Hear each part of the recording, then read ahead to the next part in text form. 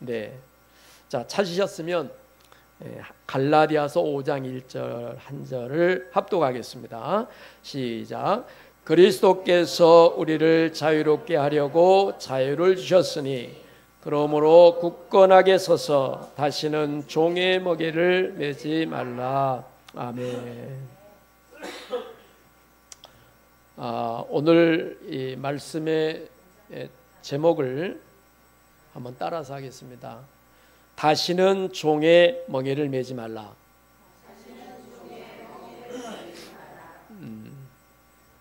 조금 더 큰 소리로 해보겠습니다. 제가 군에 있을 때는 항상 그날 설교 제목을 선창을 하고 따라하게 했는데 그 버릇이 계속 있는 것 같습니다. 다시는 종의 멍에를 매지 말라. 네, 잘하셨습니다. 저는 종종 탈북자들의 유튜브를 봅니다. 우리나라에 탈북해서 정착한 유튜버들 중에 아주 성공적으로 사는 사람들이 꽤 있습니다. 그래서 거기에서 이제 탈북한 사람들을 초청해서 그 사람들의 간증을 들으면 굉장히 은혜가 되고 때로는 도전이 되고 또 하나님 앞에서 감사하는 그런 시간을 갖습니다. 이 나오는 사람들의 이야기를 들어보면 몇 가지 질문을 해요. 사회자가 무슨 동기로, 어떤 동기로 탈북하셨습니까? 그 다음에 두 번째는 우리나라의 인천공항에 처음 도착했을 때의 소감은 어땠습니까? 그리고 국정원과 하나원을 거치면서 생활하는 여러 가지를 물어보고 마지막으로 꼭 물어보는 하나의 질문이 있습니다. 그건 뭐냐면 한국에 와서 가장 좋았던 것이 무엇이었습니까? 이렇게 물어요. 여러분 뭐라고 얘기할 것 같습니까? 99%, 100%가 자유로움이라고 얘기합니다. 자유가 있는 게 너무너무 좋다. 북한에 있을 때는 직업도 자유롭게 못 구하고 이동도 제대로 못하고 눈치 보면서 사는 거예요. 먹을 것도 자유롭게 먹지 못하고. 그래서 한국에 와서 평균 3년 동안은 계속 쫓겨다니는 꿈을 꾼대요. 그게 얼마나 큰 트라우마가 됐으면 그러겠어요? 그런 얘기를 들으면서 뭐라고 얘기하냐면 자기네들은 지금의 삶이 천국 같다고 얘기해요. 지옥에서 천국의 삶을 살고 있다. 그런데 우리는 뭐예요? 우리나라를 헬조선이라고 해요. 우리는 천국으로 못 느껴요. 이 문제죠. 그래서 사실은 자유를 누리고 있고 내가 하고 싶은 모든 것을 할 수 있는 그런 나라임에도 불구하고 왜 그렇게 불평과 원망이 많은지. 그래서 그런 북한에서 내려온 탈북자들의 유튜브 간증을 보면서 제가 은혜를 받고 내가 좀 더 감사하면서 살아야 되겠다. 나에게 주어진 하나님의 은혜와 자유함을 누리면서 더 감사하지 못한 자신을 때로는 이제 돌아보는 시간을 갖기도 합니다. 이 심리학자 중에 글라서라고 하는 사람이 있는데 그 사람이 인간에게는 5가지의 욕구가 있다고 그랬어요. 그런데 그 5가지 욕구 중에 하나가 뭐냐? 자유를 향하는, 자유에 대해서 갈구하는 그런 욕구가 인간에게 있다는 거예요. 여러분 그렇지 않습니까? 여러분이 스스로 뭔가를 자유롭게 하기를 원합니까? 아니면 누가 시키는 대로 통제받는 것을 기뻐하십니까? 자유롭게 하는 걸 원하시죠. 심지어 2살, 3살밖에 되지 않는 어린 애들도요, 지 마음대로 하기를 원해요. 야 이렇게 해. 그러면 싫어. 그러면서 자기 멋대로 하고 싶은 거예요. 그러니까 이 인간에게는 태어날 때부터 비록 어린아이라 하더라도 자율적으로 자기 마음대로 하고 싶은 그런 욕구가 있어요. 그런데 성경에 보면 그러한 자유의지와 욕구를 하나님께서 주신 거거든요. 예. 그래서 개인으로부터 어떤 단체, 국가에 이르기까지 자유에 대한 갈망이 있어요. 그래서 많은 나라들이 자유를 얻기 위해서 피를 흘리고 투쟁을 하고 때로는 전쟁을 하기도 하죠. 그래서 우리나라도 이제 일제 36년의 속박에 있다가 자유가 없는 그런 상황에 있다가 이제 해방이 돼서 80년이 되지 않았습니까? 우리 지난달 이제 광복절을 맞이했는데 이 자유가 너무너무 소중하기 때문에 그 날을 이제 국경일로 정해놓고 이렇게 그 의미를 되새기는 거예요. 자, 그런데 이처럼 자유가 소중한데 성경에서는 이 자유를 뭐라고 얘기하느냐? 예수님께서 이런 말씀하셨어요. 진리가 너희를 자유케 하리라 그랬어요. 여기서 진리는 예수 그리스도이자 하나님의 말씀입니다. 그런데 과연 저와 여러분이 예수 안에서 진리 안에서 얼마나 자유를 누리고 있는지 한번 생각해 보세요. 여러분은 여러분의 모든 삶 가운데서 진정한 자유를 누리고 있는지 아니면 내가 자유하지 못하는 것 때문에 어디에 얽매여 있지는 않은지 한번 생각을 해보시기를 바라요. 안타깝게도 자유인이면서도 종처럼 사는 사람들이 있어요. 진짜 그래요? 사실 주변에 많습니다. 아니면 여러분 스스로도 이제 이 말씀을 전하다 보면 내가 자유인이라고 했지만 사실은 종처럼 살고 있었구나. 노예처럼 어딘가 얽매여 가지고 살고 있었구나 하는 것을 느낄지도 모르겠어요. 갈라디아서 5장 1절 오늘 본문에 그래서 이런 말씀을 하죠. 그리스도께서 우리를 자유롭게 하려고 자유를 주셨으니 하나님께서 우리에게 자유를 줬어요. 그러므로 굳건하게 서서 다시는 종의 멍에를 매지 말라 그랬어요. 이 말은 자유를 주었는데 여전히 종 노릇을 하고 있는 사람이 있다는 얘기예요. 네. 제가 2년 전부터 정기적으로 한 달에 한 번씩 안양교도소에 재소자들을 대상으로 해가지고 집단 심리치료를 하고 있습니다. 그 대상자들은 주로 성폭력, 가정폭력 가해자, 도박, 마약, 알코올 중독으로 죄를 짓고 들어온 사람들이에요. 네. 거기에는 지난달에는 가니까 17살에 들어와가지고 지금 20년째 복역하고 아직도 5년이 남은 사람도 있어요. 네. 별의별 사람을 다 만납니다. 그래서 그 집단 심리 치료를 하면서 12명씩 해놓고 처음에는 굉장히 긴장했어요.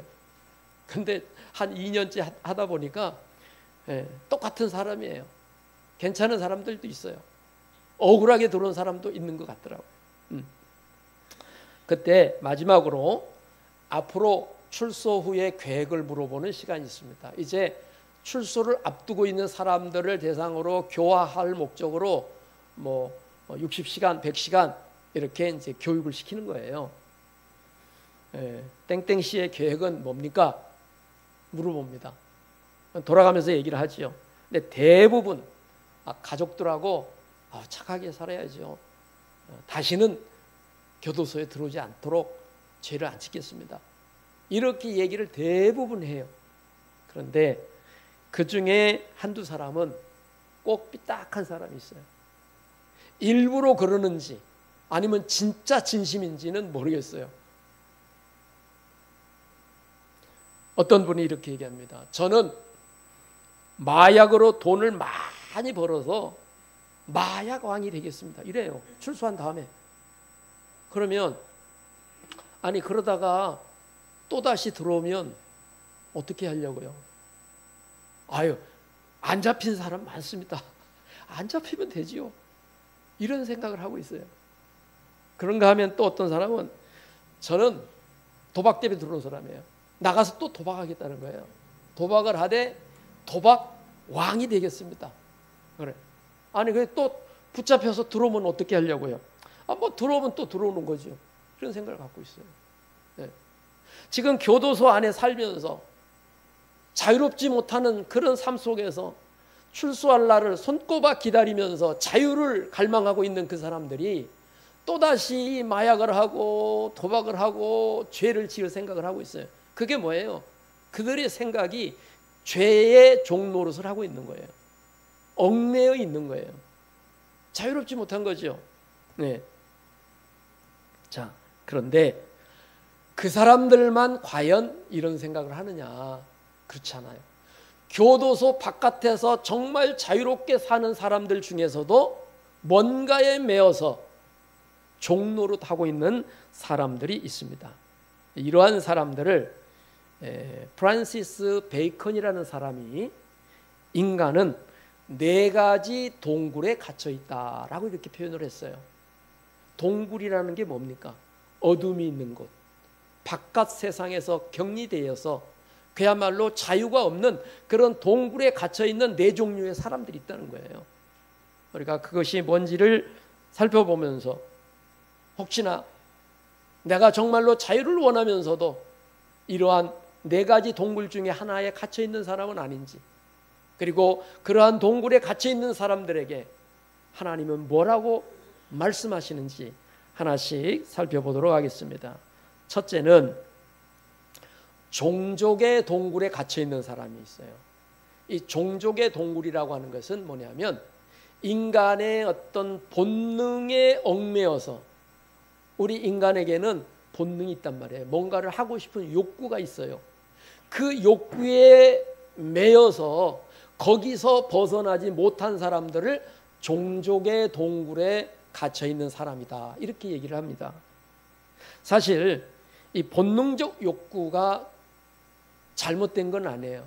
하나님께서 우리 인간에게 그러한 먹고 마시고 즐기며 살 수 있는 본능적 욕구를 주셨어요. 그게 없으면 우리는 삶의 의욕이 없어질 거예요.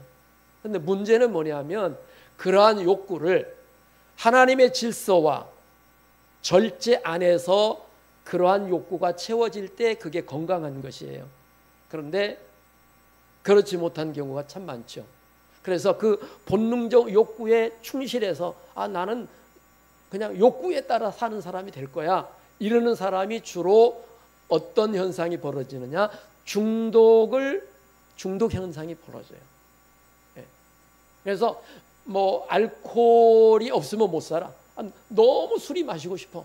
그러니까 한 잔 마시고 2잔 마시고 하는 게 어떻게 중독이 돼서 나중에는 술이 없으면 못 살아요. 중독이 되는 거예요. 그 욕구가 너무 강하니까.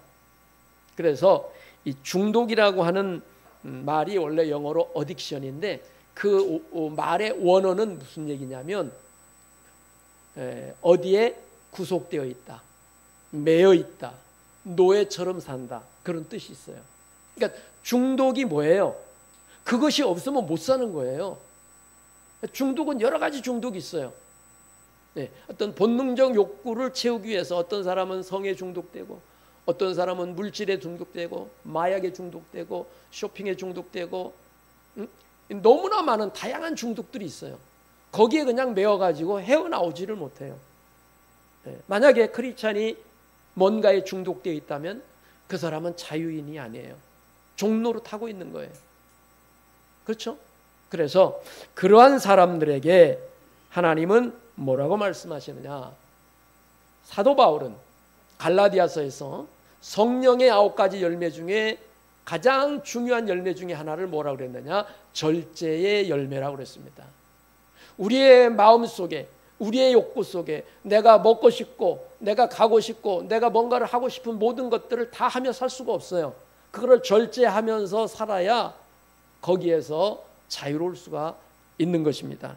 그러므로 저와 여러분이 이러한 종족의 동굴에 매여 살기보다도 성령의 열매를 맺어서 절제하며 살아갈 수 있는 자유함이 있기를 주의 이름으로 축원합니다.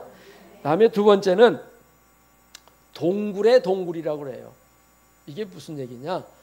동굴이 있는데 그 동굴 속에 또 다른 동굴에 또 들어가 있는 거예요. 이것은 어릴 때부터 성장하는 과정 속에서 상처를 받아서 어떤 사건으로 인해서 큰 트라우마가 생겨서 그 트라우마로 인해서 자유롭지 못한 왜곡된 사고방식을 가지면 그런 사람을 동굴에 갇혀있다 이렇게 얘기를 해요. 예를 들어서 우리가 뭘 하나 보더라도 똑같은 상황인데 어떤 사람은 그거를 막 긍정적으로 잘 봐요. 근데 어떤 사람은 하는 말마다 부정적으로 보는 사람이 있어요. 야, 뭐 그거 되겠어? 뭐 별론데 뭐 아예 안 될 거야. 이게 왜 그러느냐? 이게 부정적인 동굴에 갇혀 있는 거예요. 근데 왜 그 사람은 그런 생각을 하느냐? 모든 것을 부정적으로 볼 수밖에 없는 어떤 트라우마가 있는 거예요. 그래서 밝게 보지 못하는 그런 왜곡된 자기만의 고정관념 신념이 있어요. 그래서 예를 들면 어린 시절 부모님으로부터 너는 아무것도 못해. 너는 바보고 멍충이야. 넌 왜 하는 짓이 고모냥이냐? 이런 얘기를 계속 듣고 사는 사람은 어떤 동굴에 갇히느냐? 아, 나는 쓰레기구나. 나는 별 볼 일 없는 존재구나. 라고 하는 아주 잘못된 동굴 속에 딱 갇혀요. 그래서 자신감이 다 없어져요. 이런 거예요.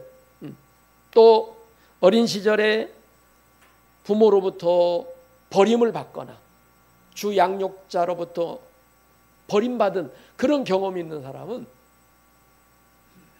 유기불안, 누군가 나를 버릴 것이다라고 하는 그런 불안이 굉장히 많아요.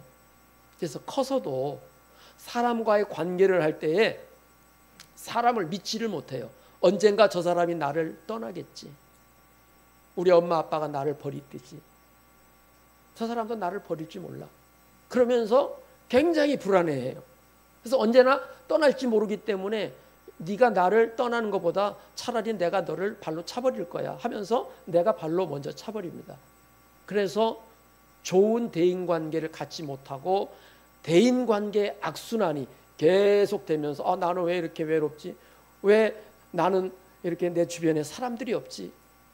하면서 힘들어해요.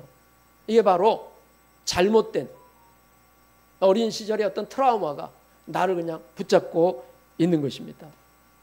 그러나 하나님은 이러한 개인적인 동굴에 갇혀 있어서 상처받고 힘들어하는 사람을 치유하시기 원하는 분이 바로 하나님이셔요.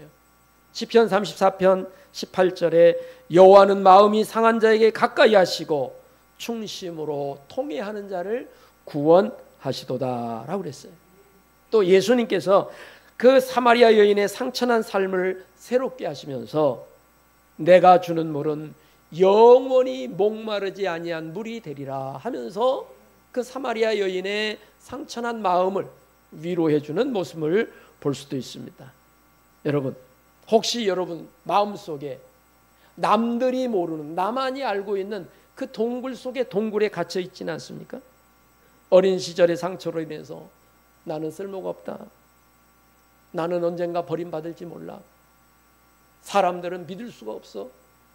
이런 것들이 굉장히 잘못된 왜곡된 동굴 속에 동굴에 있는 사람입니다.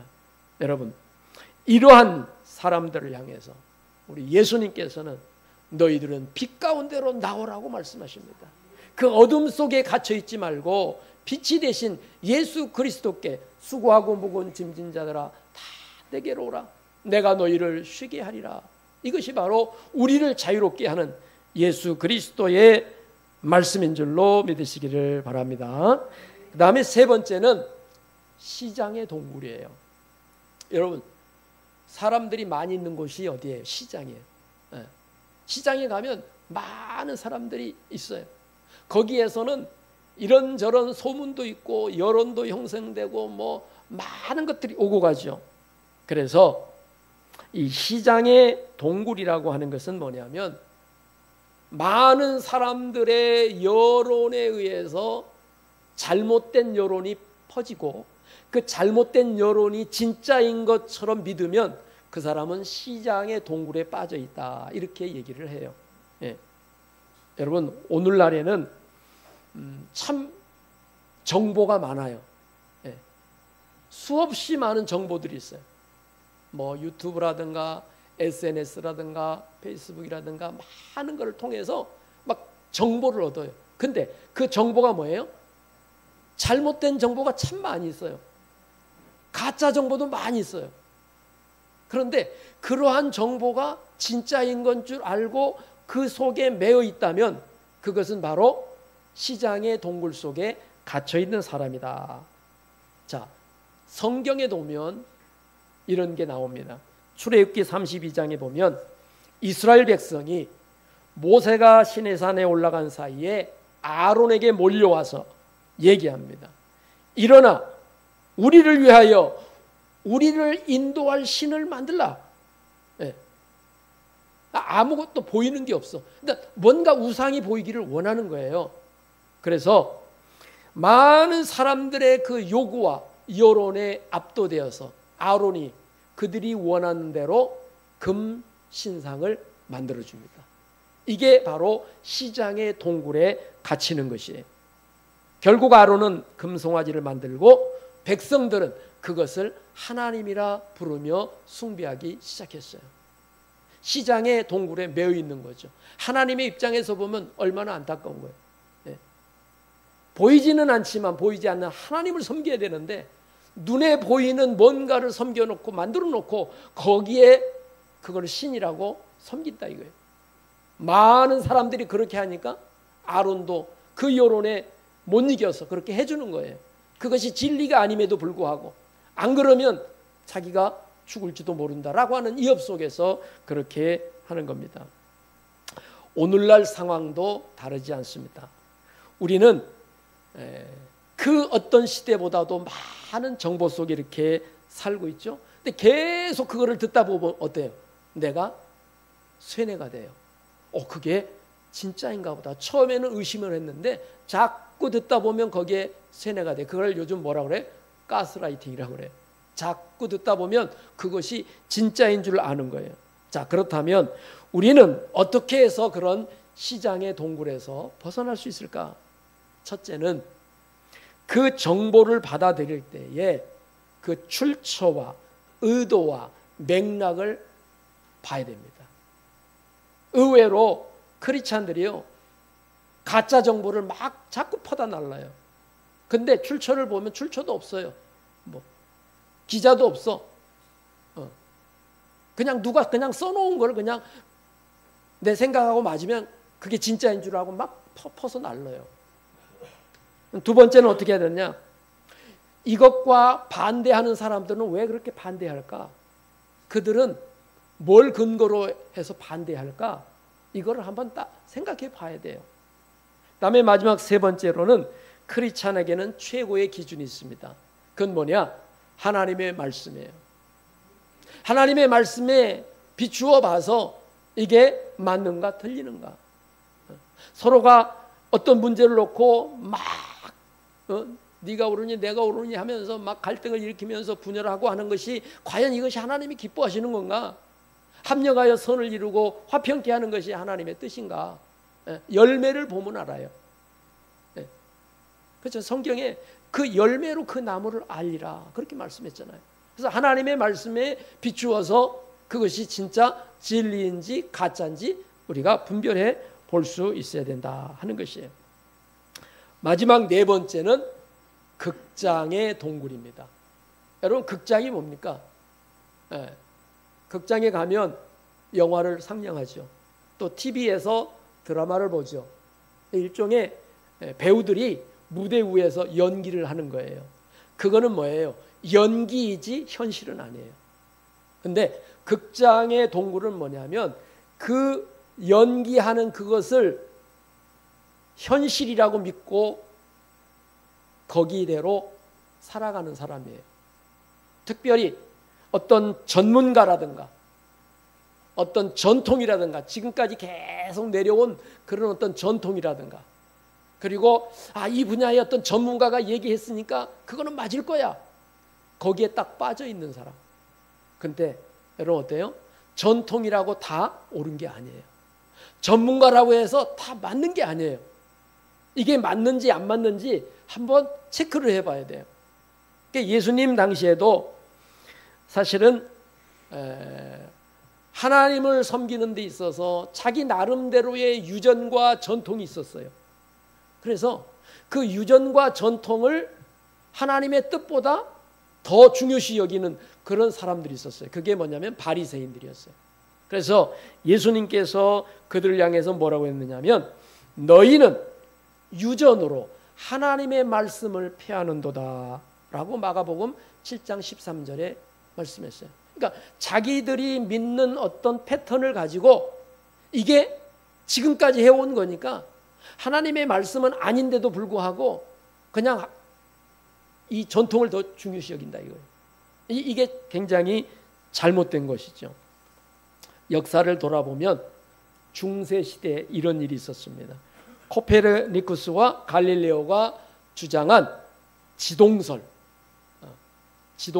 성경을 거스리는 이단의 사상으로 몰렸어요. 지동설이라는 것은 지구가 중심이라는 세계관, 이게 오랫동안 권위 있는 종교적인 뒷받침이 있어요. 지구가 중심이다. 왜? 하나님께서 인간을 지구에 했기 때문에 지구가 중심이고 모든 것은 지구를 중심으로 움직인다. 이걸 믿었단 말이에요. 그런데 그게 아니다. 지구가 사실은 태양계에서 막 이렇게 돌고 있고 그렇다. 그리고 많은 여러 가지 그 행성들이 있다. 이러니까 무슨 소리냐 하고 그들을 종교 재판으로 처단했단 말이에요. 근데 그건 어때? 사실을 옳은 것이 아니었어요. 오늘날에 와 보면 지구가 중심인 거 아니에요. 지구 안에 인간이 대단히 중요한 존재이기는 하지만 그래서 극장의 동굴에 갇히면 오히려 진리를 볼 수 없는 이제 있는 눈이 스스로 가리워져 버려요. 오늘날에 우리 교회에서 이런 식입니다. 예를 들어서 한 교회에서 어떤 청년이 찬양대에 내가 들어가고 싶다. 성가대에 들어가고 싶다는 거예요. 근데 보니까 애가 막 머리를 노란색으로 하고 옷 입는 게 아주 너무 좀 단정하지 못해. 날라리 같아. 한마디로 봐도. 그래서 저 사람이 딱 우리 성가대에 들어오면 성가대에 물이 흘러질 것 같아. 그래가지고 그 성가대에 참 오랫동안 해왔던 이제 몇 분들이 야, 우리 성가대의 전통은 저런 식으로 조금 용모가 단정하지 못한 사람을 한 번도 성가대에 들인 적이 없어. 그러니까 저런 사람은 성가대에 가입을 시킬 수 없어. 해가지고 가입을 시키지 않았어요. 근데 머리 색깔이 그렇고 옷 입는 게 단정하지 못하면 성가대에 참석해서는 안 된다는 게 성경에 있습니까? 그런 건 없어요. 하나님을 찬양하는 데는 그런 외모를 가지고 하는 게 하나님은 중심을 보신다고 했잖아요. 사실은. 그래서 결국 그 사람은 교회를 떠나게 됐어요. 전통이라는 그것이 한 영혼을 실족시켜서 하나님을 떠나게 만들었어요. 바로 이런 것들이에요. 어떤 전통 때문에 한 영혼을 잃을 수도 있는 것입니다. 여러분, 예수님은 전통을 무조건 깨뜨리시는 분은 아닙니다.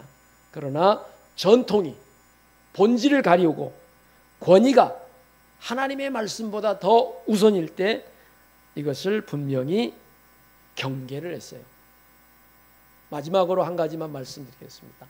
오늘날 우리나라가 막 좌우로 너무 갈라져 있어요.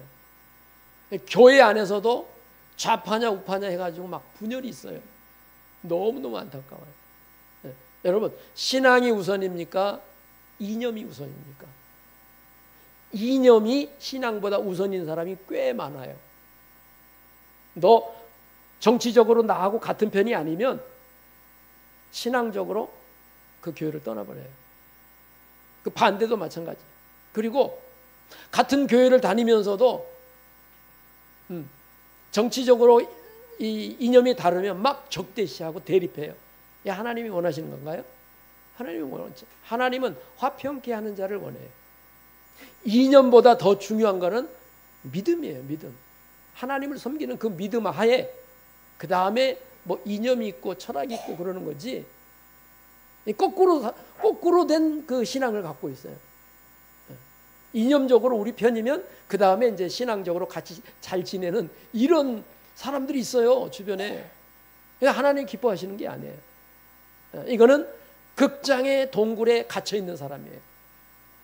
말씀을 맺겠습니다. 오늘 이 자리에 있는 우리는 겉으로는 자유인이지만 내면으로는 종노릇하고 있지는 않은지 우리 자신을 살펴보아야 돼요. 본능의 지배 속에, 과거의 상처 속에, 사회적인 여론의 압박 속에, 전통의 권위에 얽매여 살고 있지 않습니까? 만약에 그렇다면 우리는 여전히 새로운 종이 되어 있는 것입니다. 아무쪼록 오늘 본문의 말씀, 그리스도께서 우리를 자유롭게 하려고 자유를 주셨으니 그러므로 굳건하게 서서 다시는 종의 멍에를 매지 말고 자유로움을 가지고 기쁨을 가지고 화평케 하는 자로 살아가기를 주의 이름으로 축원합니다.